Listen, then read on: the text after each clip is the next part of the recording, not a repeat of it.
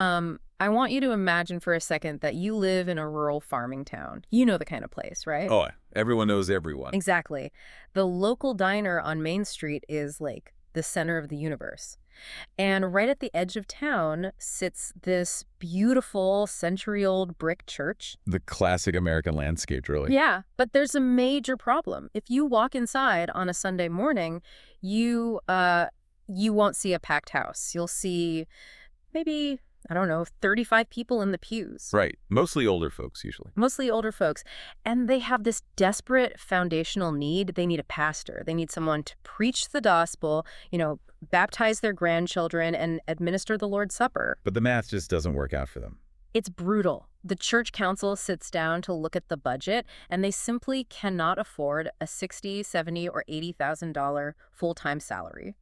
Plus benefits, just to ruin a new seminary grad. Yeah, that's a massive hurdle. So, what do? Do you just close the doors forever, tell those 35 people, hey, sorry, you're out of luck?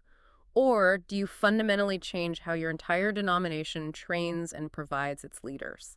I mean, that is the existential question facing not just that one hypothetical town, but hundreds of real congregations right now. Absolutely. And it is the exact tension that's just, tearing through the policy manuals, the committee meetings, and the theological debates of the Lutheran Church Missouri Synod right now as they head toward their 2026 convention. Well, welcome to the deep dive.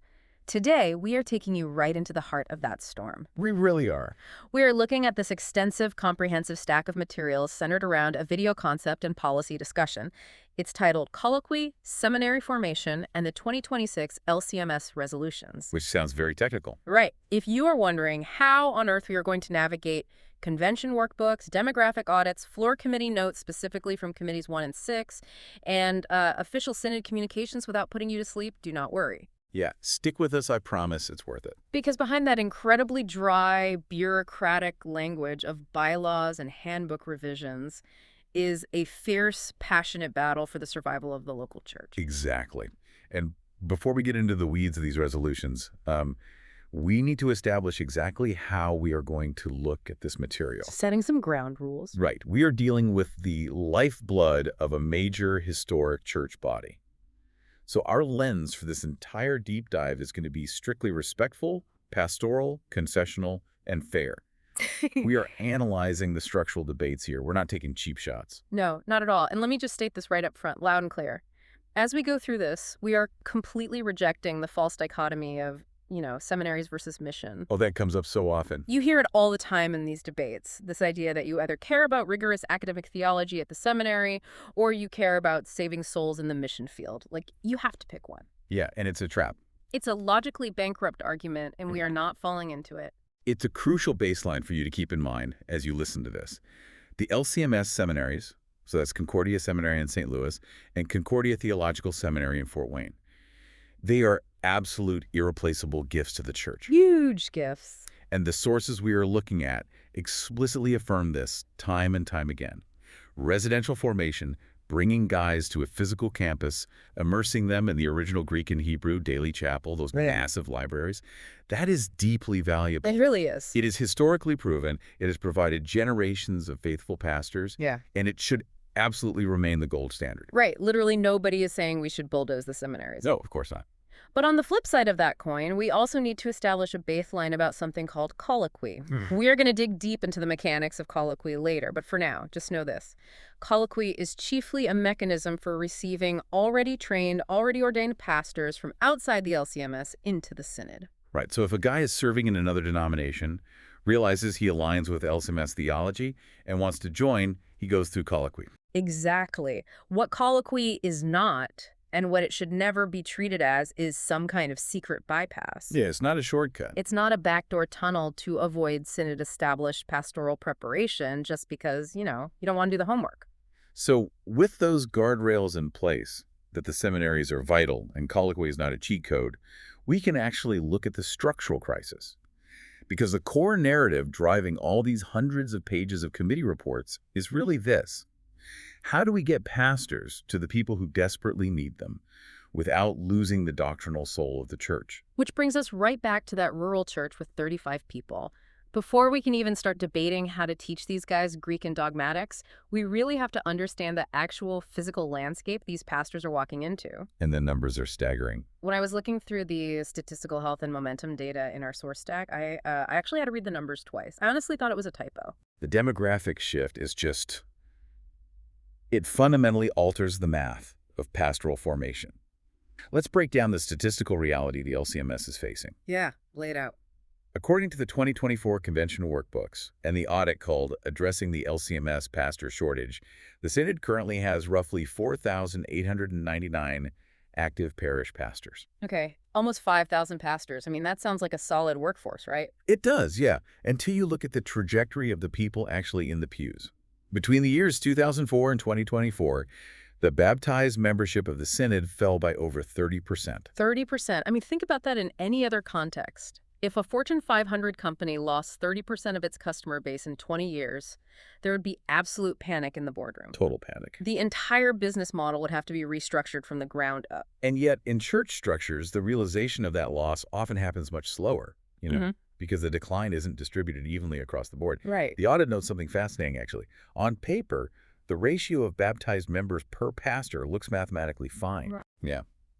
It sits at about 333 members to one pastor. So if you just look at that one top-line metric, you might say, what pastor shortage? We have plenty of guys for the amount of people we have. But that's a mirage, isn't it? Total mirage. That 333 to 1 ratio only exists because the membership declined 4 times faster than the pastors retired or left the ministry. Wow. It completely masks a severe structural strain at the local level. And this is where we have to look at the 2024 size file, which classifies congregations by confirmed membership. Out of nearly 5,800 congregations in the ICMS, 45% average fewer than 50 attendees on a Sunday. Wait, almost half of the entire denomination is worshiping with fewer than 50 people? Yes. Furthermore, 11,195 congregations have 49 or fewer confirmed members on the books. We're talking about massive swaths of the Synod that are effectively micro-parishes. Okay, so I want to play devil's advocate here for a second. Because if I'm a hardline structural traditionalist looking at this data, my argument might be pretty blunt. I might say, look, if a church has dwindled down to 25 or 30 people, and they literally cannot afford a pastor, maybe that church has simply run its natural lifespan. The business argument. Yeah. Towns die, demographics shift. Why should we completely upend and change our world-class seminary system just to keep these tiny, dying micro-parishes on life support? Let them close, let those people drive 30 miles to the next town's mega-parish, and just keep our educational standards pristine. Right, and that is a very common, very pragmatic argument. Okay. But it runs into a massive theological wall in the Lutheran tradition. How so? Well, the theology of the LCMS is deeply incarnational.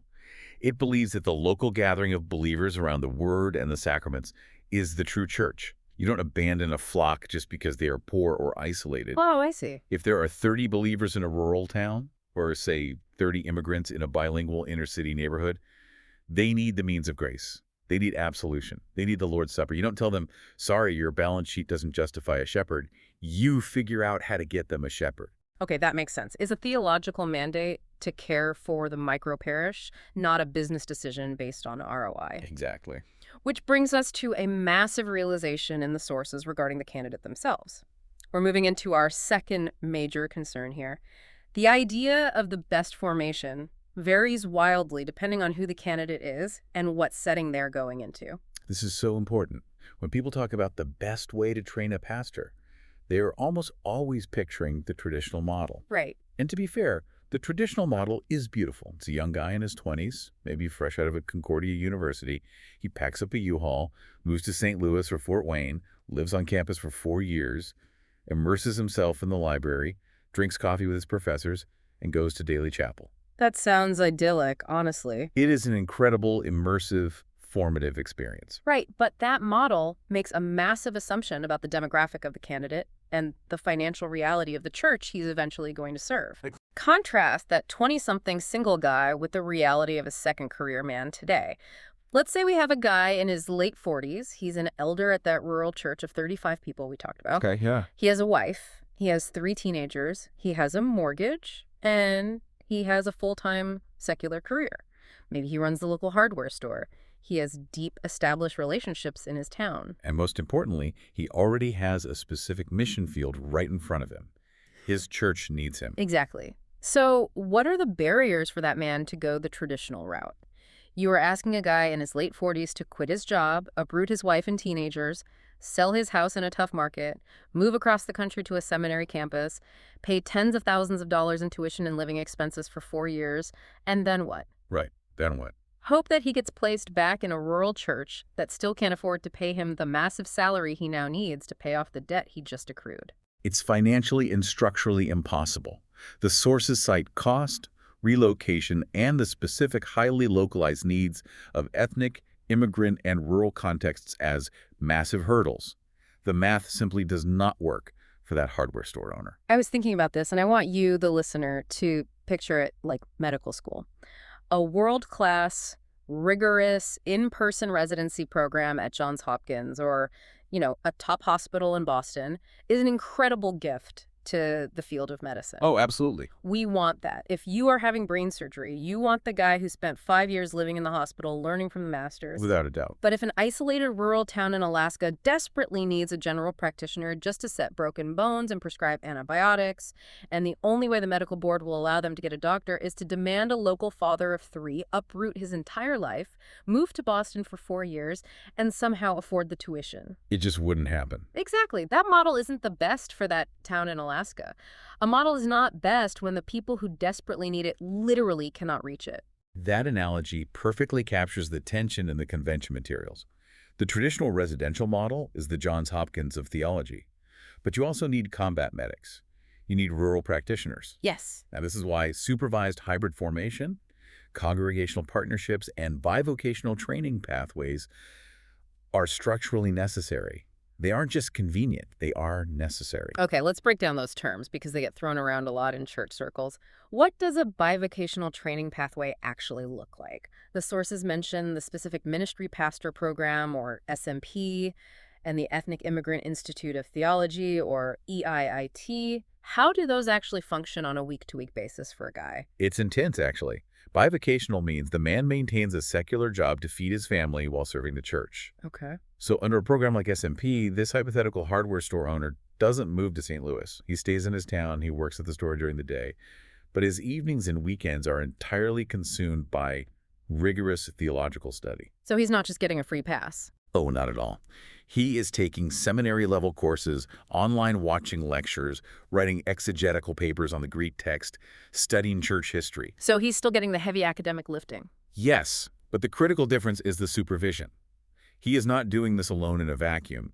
He is assigned a mentor, usually a fully ordained, residentially trained pastor from a neighboring town or circuit. Ah, okay. The supervising pastor meets with him constantly, reviews his sermons, guides his pastoral care, and ensures he is applying the theology correctly in his local context. He is learning the theory online from the seminary professors, and he is practicing the application on Sunday morning under the watchful eye of a seasoned local pastor. It is an apprenticeship model paired with distance education. And the sources note that this isn't just some, fringe thing anymore. Some districts are reporting that nearly 50% of their students are choosing these non-residential paths to ordination. Half. Because it is an essential survival mechanism for a shifting demographic landscape. If half your churches are microparishes, half your pastors are eventually going to need to be bivocational or locally raised. Okay, but this brings us to a massive collision point. Because if the landscape is forcing the church to adopt these flexible hybrid delivery methods, the immediate fear, and you see this plastered all over the floor committee, 6 reports and resolutions, is about theology. Yeah, people are terrified. They really are. They're asking, does changing the delivery method mean watering down the theology? If a guy isn't sitting in the seminary library surrounded by centuries of tradition, isn't he going to start coming up with weird, unorthodox ideas in his living room? And that fear brings us to our first major concern, one of the most critical principles we need to unpack here. Doctrine is not institutional structure. Okay, that sounds great on a bumper sticker, but let's pressure test it. If I'm a delegate going to this convention, I want to make sure my pastor's theology is faithful to the Lutheran tradition. How do the sources actually define what makes a pastor qualified? They define it by looking at the foundational documents of the Lutheran Church, the Lutheran Confessions. Specifically, the sources point to the Augsburg Confession, which was written in 1530. Right. Article Phi of the Augsburg Confession establishes the ministry of teaching the gospel and administering the sacraments. It says God instituted this office so that people could receive faith. Okay, straightforward enough. Then you have Article 14th, which states that no one should publicly teach in the church or administer the sacraments unless he is rightly called. Rightly called. That's the operative phrase. Yes. So the confessions require faithful doctrine, they require an aptness to teach, they require examination by the church, and they require a rightly ordered call to maintain good order. So I'm looking at that list. Faithful doctrine, aptness to teach, examination, good order, rightly called. What I do not see in a document from 1530 is a mandate for a 120-credit Master of Divinity degree delivered exclusively from a brick-and-mortar campus in the American Midwest. Exactly. What is missing from the confessional requirement is a modern institutional zip code. The confessions demand theological purity. They do not mandate a specific educational delivery mechanism. But hold on. If we are going to separate the theology from the campus, we have to clearly define what the theology is. What exactly is LCMS theology? If it's not tied to going to St. Louis or Fort Wayne, how does the Synod actually define who is Orthodox and who isn't? It is defined by something called a quia subscription to the Lutheran confessions. Quia. Q-U-I-A. Let's dig into that, because I know there is a massive historical debate around that word. There is. Quia is Latin for because. When a pastor is ordained in the LCMS, he swears a quia subscription to the Book of Concord, which contains the Augsburg Confession, Luther's catechisms, and other foundational documents. Right. He is saying, I subscribe to these documents because they are a true and faithful exposition of Holy Scripture. As opposed to what? What's the alternative there? The alternative is a quaternus subscription, which is Latin for insofar as. If you take a quaternus vow, you are saying, I subscribe to these documents insofar as they agree with Scripture. Whoa, which gives you a massive loophole. Huge loophole. Because if you say insofar as, you get to decide where they don't agree with Scripture, and you can just throw those parts out. Precisely. Mm-hmm. A quaternus subscription makes the individual pastor the ultimate judge of the doctrine. A quia subscription makes the individual submit to the historic, agreed-upon doctrine of the Church. That makes total sense. Therefore, holding to LCMS theology means holding firmly to this biblical confessional standard, the quia subscription. It does not mean strictly adhering to a 21st century curriculum design, a specific governance bylaw, a policy manual, or a geographic delivery method. The confession of faith is eternal. The delivery method of the education is entirely adaptable. Okay, I follow the logic, but I have to push back here, because logic on paper doesn't always translate to reality. Fair enough. The traditionalists have a very strong counter-argument. They would say, look, separating the doctrine from the historic brick-and-mortar institutions is dangerous because those institutions are the filters. Right, the quality control argument. Exactly. The seminary faculty, the daily interactions, the intense scrutiny on campus, that is how we weed out the guys who might claim a quia subscription on paper but actually hold heterodox views. If a guy is just studying on his laptop in rural Montana, how do we actually ensure quality control? Aren't we just essentially asking local congregations to act as theological filters, a job they are completely unequipped for? It is a totally valid structural concern, Yeah. and it is the exact fear driving the restrictive language in some of these convention resolutions. Yeah. But the answer isn't to ban the laptop in Montana. The answer is to distinguish between what is taught and how it is delivered. Expand on that. How does a hybrid program maintain that filter? You maintain quality control through the faculty and the examining committees, not merely by the physical location of the student's desk. Yeah. The sources emphasize that theological rigor, the study of biblical languages, and strict confessional subscription can absolutely be maintained in an online or hybrid format, provided there is strict LCMS faculty oversight. Right. A guy taking an online class from Concordia Seminary still has to write exegesis papers. He still has to take proctored Greek exams. He still has to undergo intense interviews with the faculty and his district president. He's still jumping through all the hoops. Exactly. The confessions demand examination and good order. You can examine a man's theology rigorously over Zoom, in regional intensives, and through his local mentor.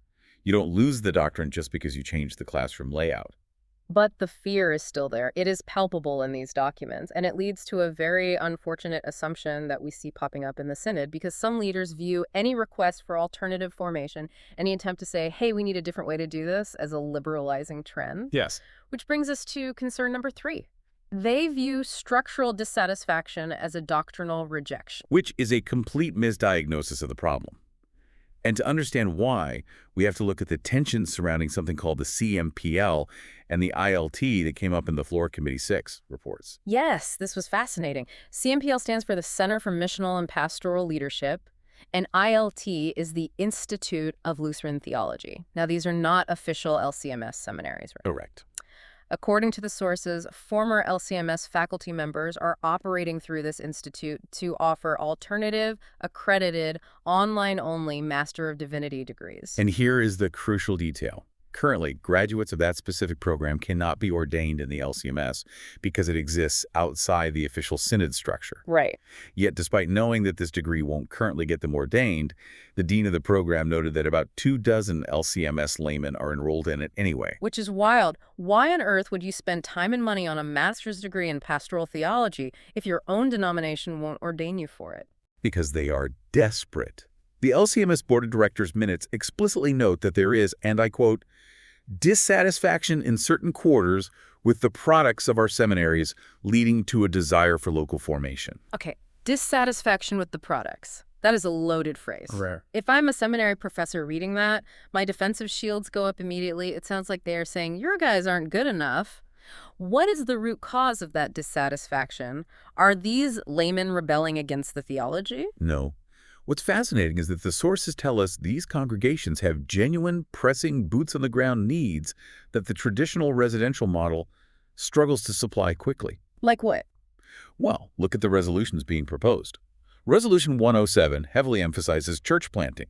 You need guys who can parachute into an urban center, work a side job, and build a church from scratch. Right. Resolution 101 celebrates the All Nations Council. They need pastors for multicultural and ethnic ministries, guys who already speak the language and know the culture of an immigrant community. They need men willing to shepherd those struggling microchurches we talked about earlier. So for you listening, I really want you to stop and consider the core question the convention delegates are going to have to wrestle with. What ministry problem is a congregation trying to solve, and can the official seminaries solve it faithfully?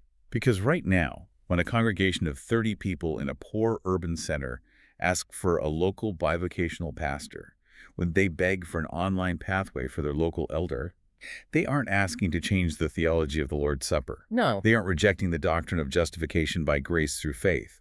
They are simply asking for someone to physically administer the Lord's Supper to them. They want the means of grace. To assume that their plea for structural flexibility is actually a mask for theological rebellion is to completely misunderstand their pain. It's like a starving man asking for bread in a wrapper instead of on a silver platter, and the chef accuses him of hating the recipe.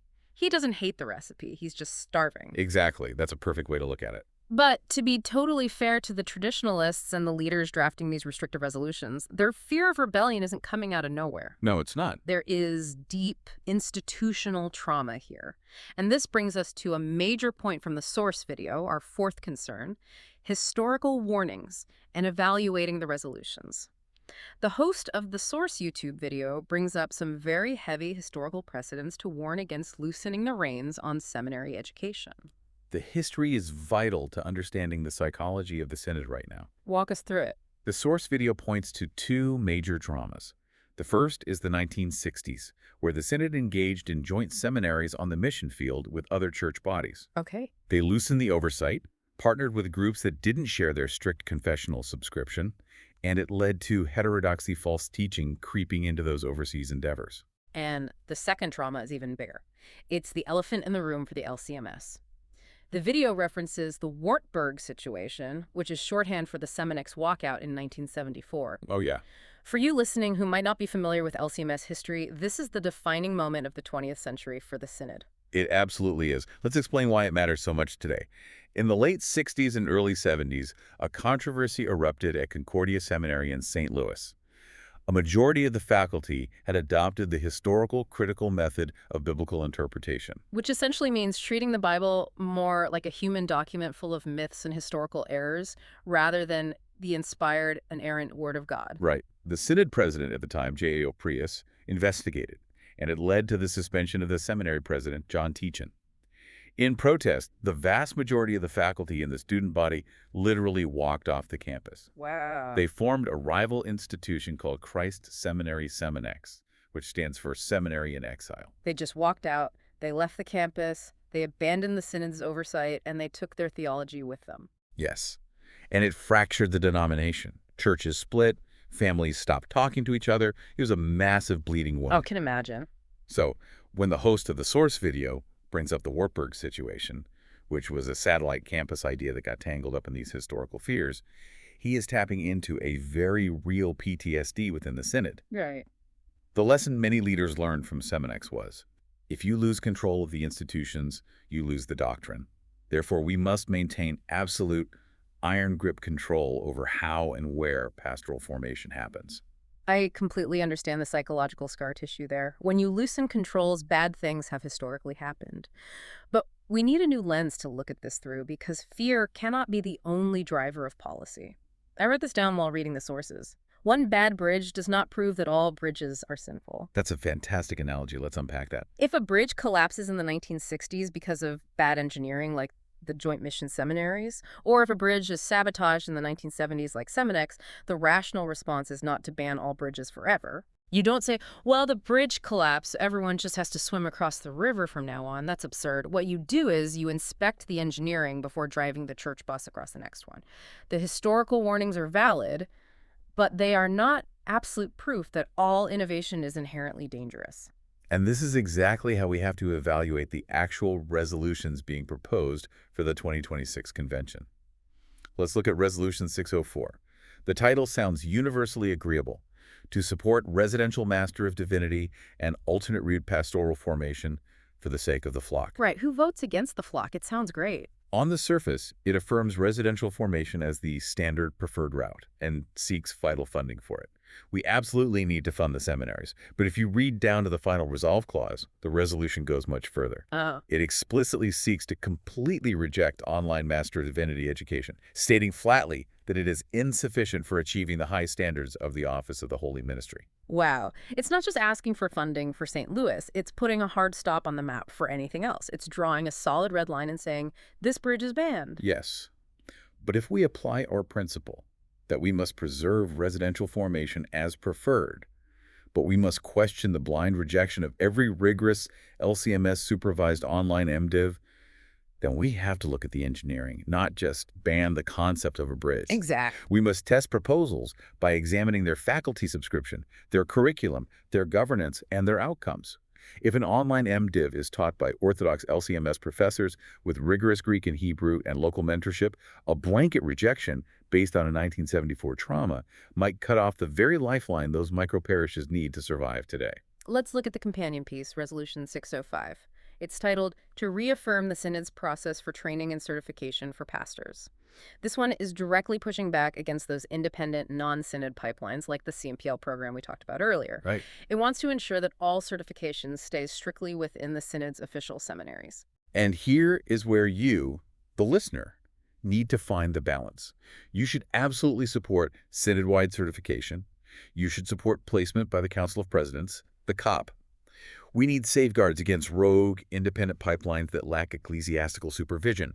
Good order is confessional. But, And this is a massive but, we must enforce that good order while simultaneously allowing and mandating seminary-led innovation. yeah, The seminaries themselves need the freedom, the funding, and the directive from the Synod to build those new safe bridges for contextual and hybrid formation.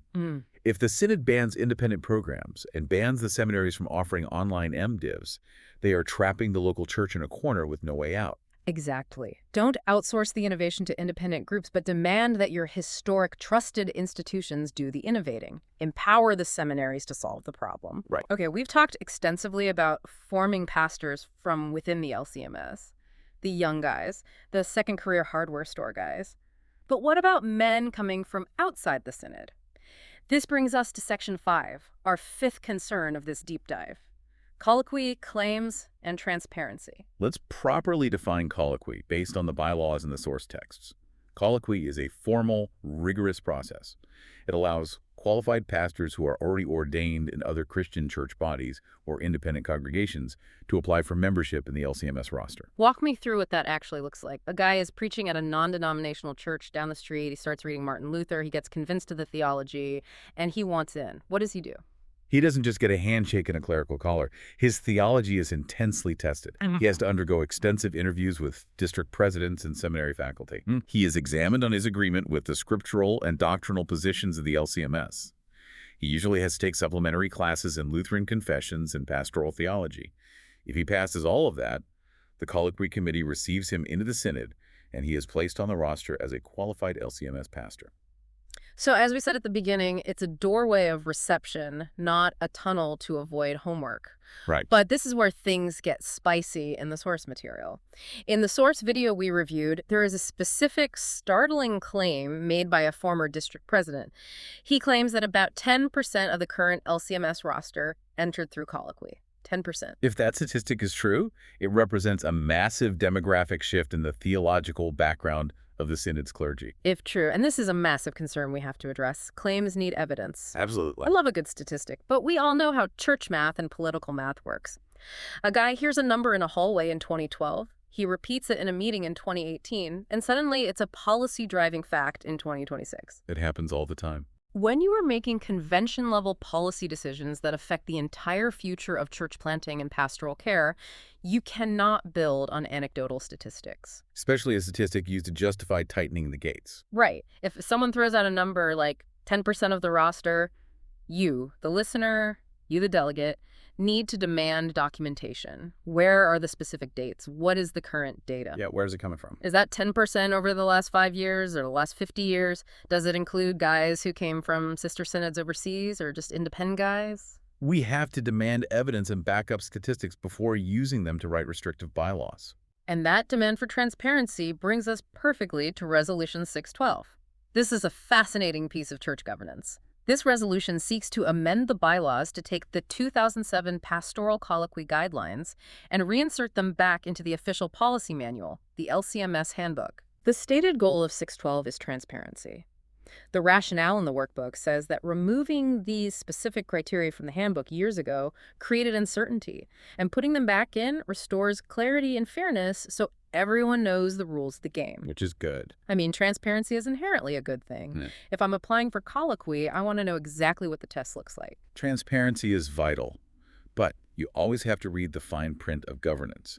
The caveat with Resolution 612 is that these specific bylaws grant the Colloquy Committee sole prerogative in deciding on an applicant. Sole prerogative, meaning what they say goes, period. Exactly. It creates incredibly limited avenues for appeal. So, while we should highly value putting the rules in the handbook for transparency's sake, we must carefully examine the concentrated authority this creates. Yeah, that's a double-edged sword. Transparency is good, but concentrated, unchecked authority always requires careful ecclesiastical review. You don't want a system where a single committee holds all the keys to the kingdom without any checks and balances, even if their rules are published in plain sight. Because if a guy is rejected, who does he appeal to if the committee has sole prerogative? That is a massive governance question. Okay, we have covered an immense amount of ground today. We've gone from the 30% demographic collapse of the 2000s to the theology of the 1530 Augsburg Confession to the trauma of the 1974 Seminex walkout, all the way to the intricacies of 2026 convention resolutions. It's a lot to process. We need to bring all this complex, high-level policy down to the ground level for the listener's local church. Let's synthesize this. Based on all the source material, we have distilled 5 lessons for the church as it approaches these decisions. Lesson 1. Affirm the presidents where they are right and gently correct them where they are wrong. The district and synodical presidents drafting these resolutions are motivated by a genuine desire to protect the church from false teaching. We must acknowledge and thank them for their defense of orthodoxy. They are doing their job as guardians of the gate. Yes, thank them for guarding the gate, but gently push back on the structural rigidity. Protecting the theology doesn't mean freezing the educational delivery system in amber. You can be orthodox on Zoom just like you can be orthodox in a classroom. Which leads directly to lesson 2. Separate the confession from the delivery model. Say that again. Separate the confession from the delivery model. As we established by looking at the Quia subscription and the Augsburg Confession, the Book of Concord does not mandate a ZIP code. Right. It mandates pure preaching and right administration of the sacraments. A rigorous LCMS faculty-supervised hybrid program can achieve that just as faithfully as a purely residential one. Lesson 3, and I will shout this from the rooftops, demand evidence. Yes. Whether it is claims about colloquy statistics, enrollment numbers, or the supposed failure of online programs, do not accept anecdotes as policy drivers. If someone says online programs produce bad pastors, ask for the data. Where did they serve? What was the outcome? Demand the evidence. Lesson 4 is perhaps the most practical for you listening. Build local pastoral pipelines. This is the paradigm shift. You cannot outsource pastoral formation entirely to the National Synod anymore. How does a local church actually do that, though? It requires intense local investment. It starts with prayer. It requires local pastors mentoring young men and second career men in their own congregations, taking them on shut-in visits, having them teach Bible studies. So real hands-on stuff. Real field experience. And it requires financial support from the local church to buy the books, pay for the online modules, and raise up the next generation of workers from within their own ranks. Which perfectly sets up the final piece of this deep dive, the questions we want to leave you, the listener, with. As you look toward the 2026 convention, or even just look at the future of your own congregation, these are the questions you need to ponder. Where is the actual empirical evidence against hybrid formation, assuming it is governed by Orthodox LCMS faculty? That's a huge one. How can we improve access to theological education for that bivocational farmer in Iowa while maintaining strict oversight? Are we falsely assuming someone is rejecting theology just because they are asking for structural flexibility to keep their church's doors open? Right. And finally, how do we ensure true accountability under the concentrated power of the Colloquy Committee proposed in Resolution 612? Those are the questions that will define the next decade of the LCMS. As we bring this deep dive to a close, I want to summarize the absolute heart of the issue with a quote from our sources that encapsulates everything we've debated today. I want you to remember this phrase. Colloquy is a doorway of reception, not a secret tunnel around the seminaries. Christ gives pastors, so sinners hear, Christ died for you, your sins are forgiven. Every model must serve that gospel purpose. That is the ultimate touchstone. If the model serves the delivery of that gospel promise, it is a valid tool. And I want to leave you with one final thought to mull over, something that wasn't explicitly covered in the resolutions, but is vital for the future landscape. Lay it on us. We've talked a lot about rural churches today, but as the broader culture becomes increasingly post-Christian and hostile to the traditional institutional church, think about the early church. Okay. Think about the Apostle Paul. He was a tent maker. He worked a secular job in Corinth to support himself while he preached.